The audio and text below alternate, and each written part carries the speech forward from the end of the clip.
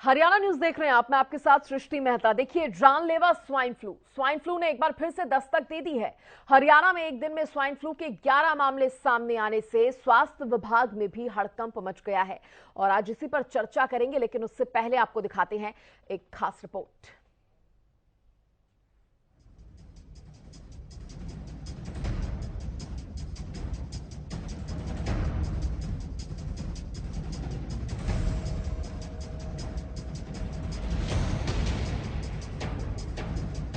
हरियाणा के जींद जिले में स्वाइन फ्लू से 3 लोगों की मौत के बाद से प्रदेश में स्वास्थ्य विभाग अलर्ट मोड पर है। स्वाइन फ्लू के मामलों ने जहां स्वास्थ्य विभाग की चिंता बढ़ा दी है, वहीं लोग भी इसे लेकर खौफ में हैं। हालांकि स्वास्थ्य विभाग के मुताबिक जिन लोगों की मौत स्वाइन फ्लू से हुई है, वो पहले से किसी न किसी गंभीर बीमारी से पीड़ित थे। के जो लक्षण हैं मेनली वो कोविड से ही ओवरलैपिंग होते हैं। 100 डिग्री टेम्परेचर से ज़्यादा टेम्परेचर हो 100.5 से, और सडन कफ स्टार्ट हो जाए, सोर थ्रोट, गला खराब है, और मसल या बॉडी एक मतलब शरीर में दर्द है जो, और सर दर्द, थकान रहना लगातार।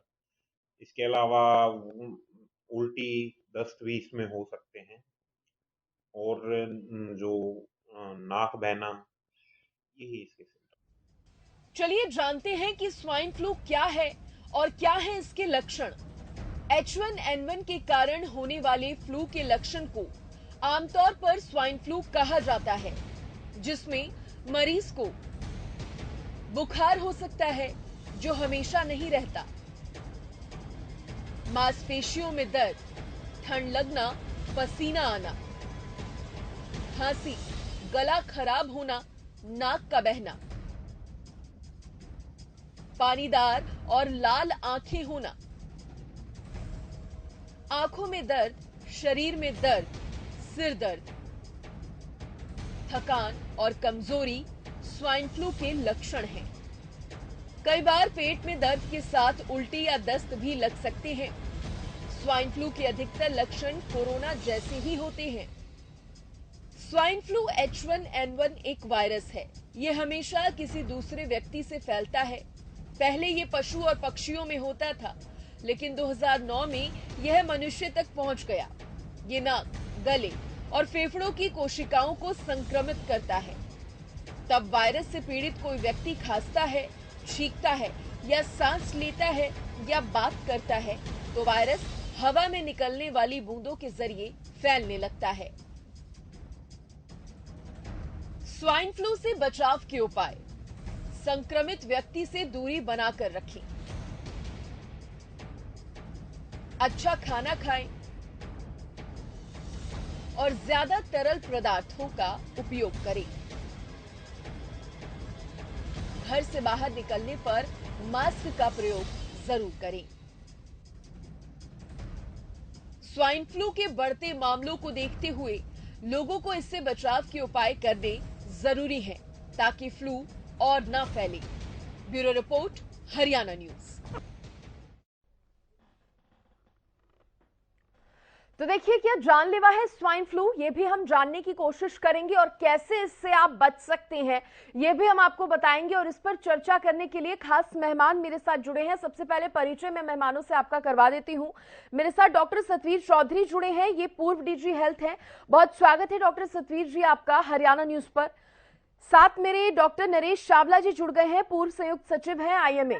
बहुत स्वागत है सर आपका भी हरियाणा न्यूज पर। सबसे पहले मैं सतवीर चौधरी जी का रुख करना चाहूंगी। सर आप बताइए, क्योंकि अभी स्वाइन फ्लू के जिस तरह से हमने रिपोर्ट भी दिखाई, अचानक से एक दिन में 11 मामलों का सामने आना, 3 मामले तो मौत के भी आए हैं।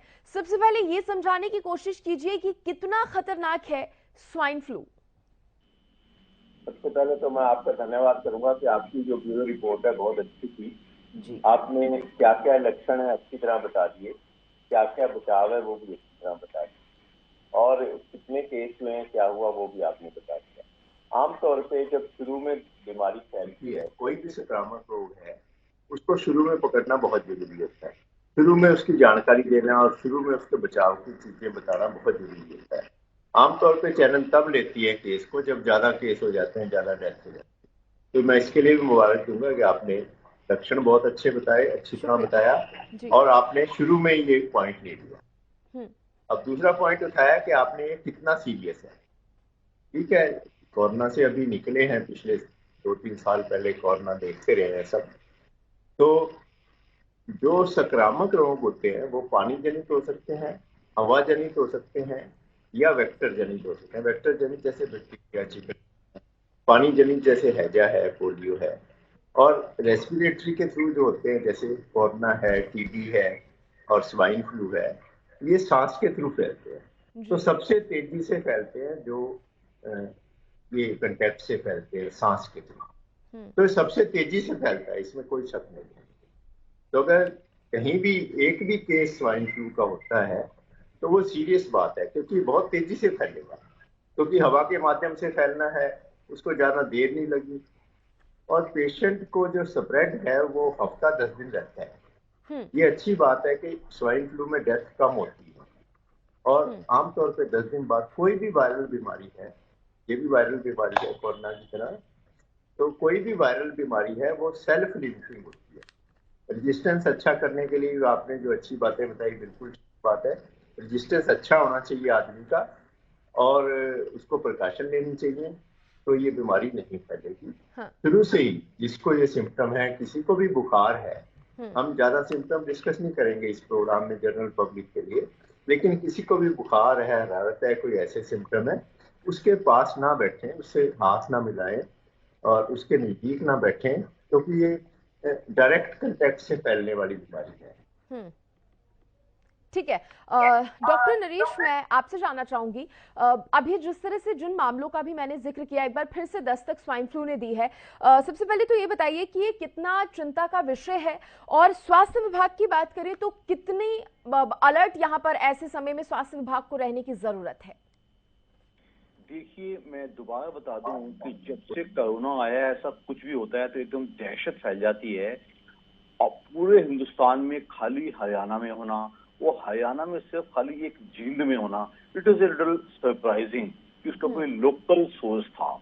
जो ये H1N1 वायरस है, no doubt it is contagious. Contagious का मतलब बहुत बुरी तरह फैलता है। It is very infectious and it is very lethal also. Lethal means की डेथ रेट इसका ज्यादा है। लेकिन आपकी जो जो खबर थी उसमें ये बकायदा बताया गया कि जो 3 डेथ्स हुई हैं वो उन लोगों की हुई हैं क्योंकि अदरवाइज भी किसी दूसरी बीमारियों के शिकार थे। जी। पिछले कुछ समय से, जहां तक मैं कहूंगा कि 2020 और 21 के जो बहुत बड़े कोरोना के जो अटैक्स आए थे, उसके बाद छोटी छोटी wave, 3rd, 4th, 5th wave तक सुनने को मिलती थी, लेकिन कभी खतरनाक नहीं थी। जी। सर्दियों में इवन बिफोर कोरोना के एडवेंट से पहले भी जो लोग जिनको की कोमॉर्बिडिटीज थी, कोई बेचारा अनकंट्रोल्ड डायबिटीज का पेशेंट है, कोई चेस्ट डिसीज COPD का पेशेंट है, कोई HIV का पेशेंट है, कोई ऑर्गन ट्रांसप्लांट का पेशेंट है, कोई कैंसर का पेशेंट है, कोई chronic heart disease, chronic lung disease, कोई क्रोनिक किडनी डिसीज, इन लोगों को कोई ना कोई मृत्यु का कारण बनता था। तो मैं कहूंगा कि जो ये डेथ्स हैं, they cannot be attributed to swine flu alone. That means इसमें प्राइमरी कॉज स्वाइन फ्लू नहीं था, only secondary cause swine flu बना है। उनकी जो एग्जिस्टिंग हालत थी, जिसकी कि उनकी हालत खराब थी, उसकी वजह से उनकी डेथ नहीं है। जहां तक आपका पूछना ये कितना खतरनाक है, तो no doubt it is, I think इसको बहुत ही सख्ती से देखा जाए, न केवल झील में बल्कि all across Haryana also and all the neighboring states including Punjab, Delhi, सबको ध्यान से देखा जाए। और प्लस अक्सर बचाव की बात आती है तो कोरोना में हम चीख के एक ही बात कहते थे, सिर्फ 3 या 4 बचाव हैं। फर्स्ट, हम लोगों को मास्क इस्तेमाल करने की आदत खत्म हो गई है, जो कोरोना प्रोटोकॉल था। आज भी मैं समझता हूँ बेस्ट बचाव is use A mask.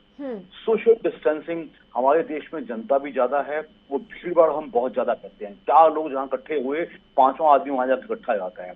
Political gatherings, social gatherings, religious gatherings कितनी ज्यादा होती हैं आप जानती हैं। इन सबको हम थोड़ा सा अवॉइड करें। और थर्ड जो होता है अपना हाइजीन का ख्याल रखना, उसमें हैंड हाइजीन भी जरूरी है, उसमें बॉडी हाइजीन भी जरूरी है, और चौथा पॉइंट अपनी इम्यूनिटी का ख्याल रखो। देखिए मैं बता दूं, ये बात फिलोसफिकल भी है और एक्चुअल भी है। जब से कोरोना आया है आप ये मान के चलिए वायरसेस नए से नए आते रहेंगे, वो हमें हमेशा तड़पाते रहेंगे। तो हम सब हिंदुस्तानियों को इसको कोरोना प्रोटोकॉल को फॉलो करने की आदत पड़ जानी चाहिए, ताकि हम अनचाही मौतों से, वो बेतुकी बीमारियों से बच सकें। ठीक है, अब मैं आपसे एक सवाल और करूंगी, लेकिन उससे पहले मैं डॉक्टर सफीर आपसे ये जानना चाहूंगी, क्योंकि कोरोना का बार बार यहाँ पर जिक्र हो रहा है, तो आप थोड़ा ये समझाने की कोशिश कीजिए कि कोरोना वेव जब आई तो कहा गया था जिन लोगों को कोरोना है उनका थोड़ा इम्यून सिस्टम भी वीक हुआ और वो बीमारी कहीं ना कहीं उनमें जल्दी आ जाती है। जिस तरह से डॉक्टर चावला ने भी जिक्र किया कि जो लोग पहले से बीमार होते हैं या फिर जिनका इम्यूनिटी सिस्टम काफी कमजोर होता है, उनके लिए खतरा थोड़ा ज्यादा बढ़ जाता है स्वाइन फ्लू होने पर, मौत का खतरा कहीं या बीमारी ज्यादा बढ़ जाने का या ज्यादा बीमार पड़ जाने का। डॉक्टर सतवीर। बिल्कुल ठीक आपने कहा।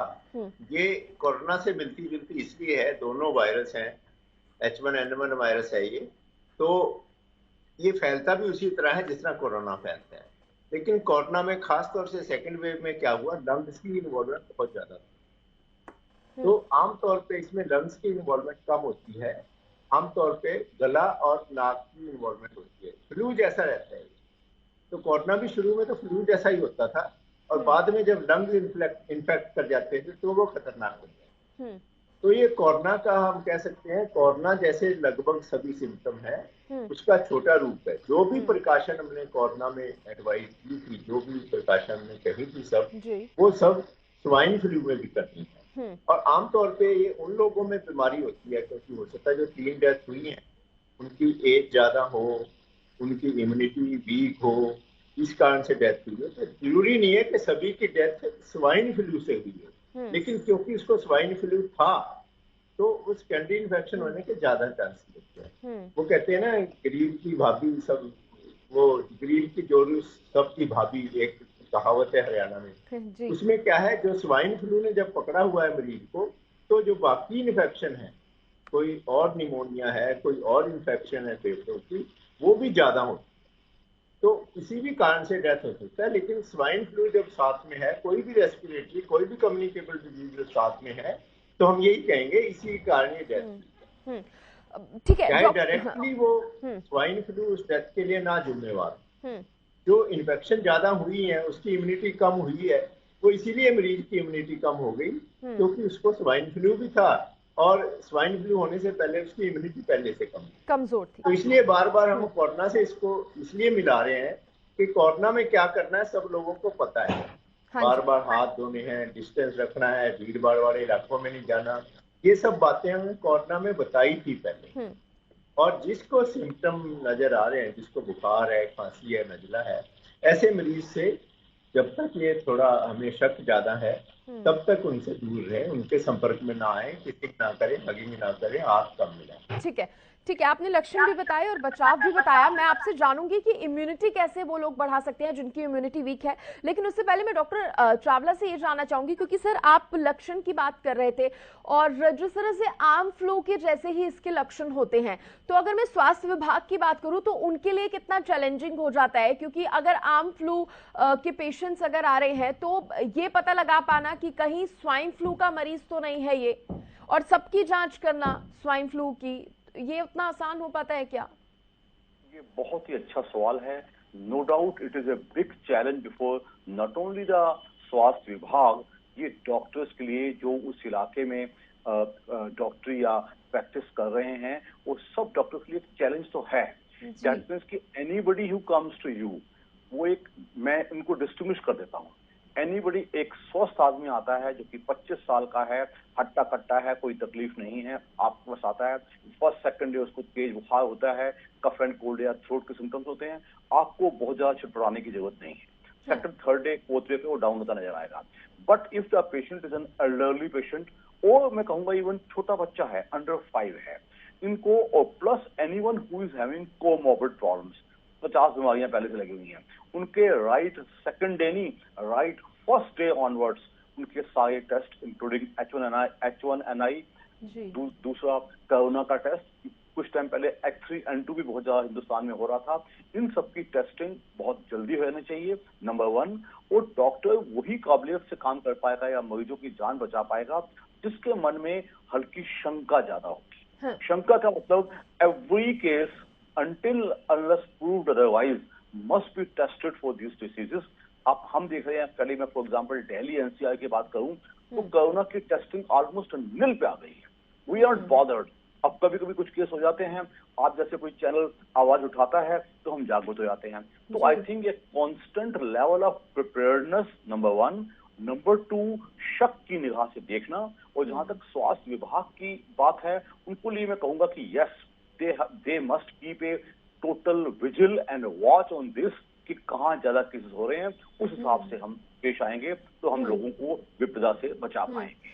तो आप कह रहे हैं जो लाइटली लेना कहीं ना कहीं कोरोना काल के बाद शुरू हो गया था, विभाग भी कहीं ना कहीं और लोग भी, उनको थोड़ा फिर से अब चौकन्ना रहने की बहुत ज्यादा जरूरत है। और इस तरह के सिम्टम्स वाले अगर कोई मरीज पाए जाते हैं तो जरूरी ये भी है कि स्वस्थ व्यक्ति जो है वो उससे दूरी बनाकर रखे। क्योंकि डॉक्टर सतवीर, मेरा आपसे सवाल ये था कि जिन लोगों की इम्यूनिटी वीक होती है वो कैसे उसे बढ़ा सकते हैं, क्योंकि जब भी आप हमारे साथ जुड़ते हैं आप कुछ होम रेमेडीज भी बताते हैं, और ऐसे मरीजों के लिए जो थोड़ा वीक खुद को महसूस करते हैं वो किस तरह से खुद का ख्याल घर में ही रख सकते हैं? बात तो ये है कि बीमारी से घबराना नहीं है, डरना नहीं। हमें सावधानी रखनी है, घबराना और डरना नहीं। जब मैं मन में चिंता लगा लूंगा, मुझे ये ना हो जाए, मुझे ये ना हो जाए, और सोचता रहूंगा सारा दिन, तो घबराना नहीं है बिल्कुल, चिंता बिल्कुल नहीं करनी, सिर्फ सावधानी रखनी है। जिस मरीज में ऐसे लक्षण है उससे दूर रहना है, उससे हाथ नहीं मिलाने, उसके पास नहीं जाना, उसके हगिंग नहीं करनी किसी ने। एक तो ये।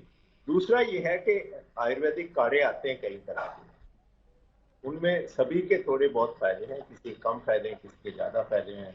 तुलसी है, अदरक है और एलो है, ऐसी चीजें जो ले सकते हैं उनको सबको ले सकते हैं। वो आयुर्वेदिक जो ड्रग्स हैं, जो हमारे घरेलू नुस्खे हैं, उन सबके फायदे हैं। नमकीन पानी के गरारे कर सकते हैं। ये बहुत जरूरी है कि एंटीबायोटिक का कोई फायदा नहीं है। आमतौर पे डॉक्टर, हमारे अपने डॉक्टर क्या करते हैं, जब थोड़ा गला खराब है तो हम एंटीबायोटिक भी शुरू कर देते हैं। तो कोशिश की जाए 2-3 दिन एंटीबायोटिक ना लीजिए, क्योंकि वायरल बीमारी में एंटीबायोटिक का कोई फायदा नहीं है। लेकिन जब हमें लगता है कि मरीज को सेकेंडरी इन्फेक्शन है, डॉक्टर तभी देता है एंटीबायोटिक जब उसको लगता है कि इसको साथ में ये इन्फेक्शन तो है ही, वायरल इन्फेक्शन तो है, साथ में गले में और इन्फेक्शन। तो अगर डॉक्टर कहे तभी अपने एंटीबायोटिक लेने, ऐसे ही नहीं शुरू कर देना। आमतौर पर ट्रेंड होती है लोगों की ओफ्लॉक्सासिन या सिप्रोफ्लॉक्सासिन शुरू कर दी, ऐसे नहीं शुरू करती। तो डॉक्टर कहे तो आप शुरू कर दो, नहीं तो आपने नहीं शुरू करना। खाना अच्छा होना चाहिए, प्रोटीन ज्यादा होनी चाहिए, दूध होना चाहिए। अगर आप वेजिटेरियन नॉन वेज खा सकते हो तो अंडा हो तो अच्छी बात है। ये चीजें आपने ज्यादा खानी है। नींबू ज्यादा लेना है, संतरा ज्यादा लेना है, विटामिन सी ज्यादा लेना है, जिंक ज्यादा लेना है। जिंक और विटामिन सी की गोलियां सस्ती मिलती हैं, आराम से आ जाती हैं। तो जिंक और विटामिन सी की गोलियां आप रूटीन में भी ले सकते हैं। आजकल के टाइम में आप रोज एक जिंक और विटामिन सी की गोली ले सकते हो वीक में। डॉक्टर शावला, क्या स्वाइन फ्लू का मौसम के साथ भी कोई लिंक है क्या, कि इस मौसम में या सर्दी के मौसम में तेजी से फैलता हो फ्लू, या ऐसा अगर आप कुछ बताएं? यूजुअली देखा गया है कि विंटर्स में फ्लू, स्वाइन फ्लू हमेशा ज्यादा फैलते आए हैं। हालांकि कोरोना में ऐसा हम कोई रिलेशन नहीं बता पाए थे, उसका गर्मी में भी अच्छे अटैक्स आए थे। जो सेकंड वेव आई थी वो अप्रैल ऑनवर्ड्स आई थी। तो लेकिन फ्लू हमेशा हमने देखा है सर्दी में ज्यादा फैलता है। जैसी सर्दी ज्यादा होती है तो आप सोच के देखिए, नंबर 1, हम सब इकट्ठे रहते हैं, हम हमेशा छोटी जगह पे ज्यादा कंबल करते हैं अपने आप को गर्म रखने के लिए, तो समहाउ स्प्रेड भी जल्दी होता है और वायरल फ्लू होता भी ज्यादा है। आपने अक्सर देखा होगा कि सर्दियों जैसी आती है, हम दिल्ली NCR में देख रहे हैं कि ऑल अक्रॉस एक खांसी, जुकाम, बुखार बहुत ज्यादा फैला हुआ है। मोस्ट इनमें ज्यादातर केसेस हम देखते हैं इन्फ्लुएंजा या कॉमन फ्लू के हैं। अब इनमें से कौन सा केस स्वाइन फ्लू निकल के आएगा या किसी और चीज का, कोरोना का निकल के आएगा, उसके लिए हम हमेशा, जैसे कि मैंने पहले बताया, कि डॉक्टर को एक बहुत बड़ी शक की नजर बनाए रखनी पड़ेगी और इफ सस्पेक्टेड बहुत जल्दी टेस्ट ऑर्डर करने पड़ेंगे, तभी हम मरीज की जान, जो पर्टिकुलरली जो मैंने कहा कि special risk category of patients हैं, उनको हम बचा पाएंगे। हाँ। और जो मैं रिस्क कैटेगरी पेशेंट्स हैं मैडम, मैं बता दूं, उनके लिए I have seen lots of deaths and NCR में हमने देखा कि सर्दियों में डेथ्स ज्यादा होती हैं, जो बड़े बूढ़ों की जिनको बीमारियां ज्यादा लगी होती हैं, तो उनको हमेशा फर्स्ट डे पे ही अगर खराब हैं तो एडमिट करके उनका फटाफट इन्वेस्टिगेट किया जाए, तभी हम उनको बचा पाएंगे, अदरवाइज बहुत तेजी से लोग बिगड़ते हैं। डॉक्टर चावला, एक साथ मैं आपसे 2 सवाल करना चाहती हूँ। एक तो उन लोगों को आप क्या एडवाइस करेंगे जिनको फ्लू, कफ ऐसी कोई भी प्रॉब्लम होती है छोटी मोटी, तो वो खुद से ही दवाई लेके उसको ठीक करने की कोशिश करते हैं, क्योंकि स्वाइन फ्लू फैल रहा है, तो ऐसे में आप कह रहे हैं कि डॉक्टर का रुख करना बहुत जरूरी होता है, डॉक्टर से जांच कराना बहुत जरूरी है। दूसरा सवाल मेरा ये है कि जैसे हमने कोरोना में देखा था, कुछ पेशेंट ऐसे भी सामने आए थे जिनको कोरोना हुआ, उन्होंने दवाई ली, डॉक्टर से सलाह ली, हालांकि उन्हें पता नहीं चला कि कोरोना ही है, लेकिन दवाई खाने के बाद वो अपने आप ही घर में खुद को आइसोलेट करके ठीक हो गए। तो स्वाइन फ्लू के साथ भी ऐसा है क्या? बहुत ही अच्छा और प्रैक्टिकल और व्यवहारिक सवाल है। Let me tell you, if you are able bodied and you are young, आपको अननेसेसरी डरने की जरूरत नहीं है। दूसरा, जो आपने बात की कि दवाएं जो लोग सेल्फ डिस्पेंसिंग करते हैं या क्वैक्स के पास जाते हैं, it is terribly wrong. Injudicious use of antibiotic का गलत इस्तेमाल और स्टेरॉइड्स का गलत इस्तेमाल, दोनों के मैं बहुत आपके चैनल के माध्यम से आम जनता को वार्निंग देना पसंद करूंगा। ऐसे यूज मत कीजिएगा। Always take the advice of a doctor. हमारे देश में लोग 4 पैसे बचाने के लिए और सहूलियत के लिए यूजुअली पावरफुल एंटीबायोटिक्स ले लेते हैं, उससे एंटीबायोटिक का मिसयूज भी हो रहा है और एंटीबायोटिक रेजिस्टेंस कीटाणु में बहुत ज्यादा आ रहा है। तो उसके लिए बचने के लिए सीधी सलाह, कोरोना में भी हम यही कहते थे कि 90% पेशेंट्स घर बैठे बैठे ठीक हो सकते हैं, ना उसके लिए कोई दवाई की जरूरत होती थी, ना उसके लिए कोई, आपको सिंपल बुखार के लिए पैरासिटामोल लीजिएगा और अपने हाइड्रेशन का ख्याल रखेगा। सबसे बड़ी कमी जो मैंने देखी है आम हमारे लोगों में, वो पानी नहीं पीते। हाइड्रेशन एक 60 kg के आदमी में एवरेज पेशेंट को 2.5 से 3 लीटर या 3.5 लीटर पानी अवश्य मिलना चाहिए। और सेकंड, जैसे डॉक्टर चौधरी बता रहे थे, अपनी खुराक का ख्याल रखते हुए एक बैलेंस फूड, जिसमें कि अच्छा खाना, ठीक खाना जरूर मिले, जिसमें प्रोटीन भी जावे, हरी सब्जी भी जावे, दाल भी जावे, फल भी जावे, और ऐसा पेशेंट करता है तो मैं समझता हूँ कि बहुत सारे पेशेंट्स डॉक्टर के पास बिना पहुंचे आसानी से होते हैं। लेकिन लोग अपने आप को दवाइयों में खाली पैरासिटामोल तक सीमित नहीं रखते, वो एंटीबायोटिक भी अपने आप ले लेते हैं, सब चीजें अपने आप ले लेते हैं, स्टेरॉइड भी, जो कि बिल्कुल गलत है।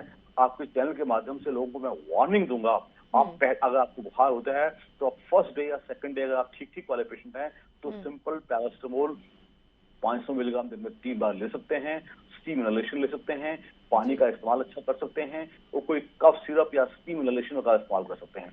अगर आप तब तक ठीक नहीं होते, it is always better to go to a doctor. बहुत अच्छी और बहुत जरूरी बातें आपने हमें बताई डॉक्टर चावला, बहुत शुक्रिया आपका भी। डॉक्टर सतीश चौधरी जी, आपका भी हरियाणा न्यूज के साथ जुड़ने के लिए और तमाम जानकारियां हमारे दर्शकों तक पहुंचाने के लिए। तो देखिए, स्वाइन फ्लू जानलेवा तो नहीं है, लेकिन इसका मतलब ये भी नहीं कि आप उसके लिए प्रिकॉशंस ना ले, या फिर अगर आप बीमार, आपके अंदर कोई इस तरह के लक्षण पाए जाते हैं तो उसका तुरंत इलाज ना करवाए। देखिए, बिल्कुल भी लापरवाही मत बरतिए और अपना और अपने अपनों का खास ख्याल रखिए। फिलहाल इसी के साथ इस कार्यक्रम में इतना ही। नमस्कार।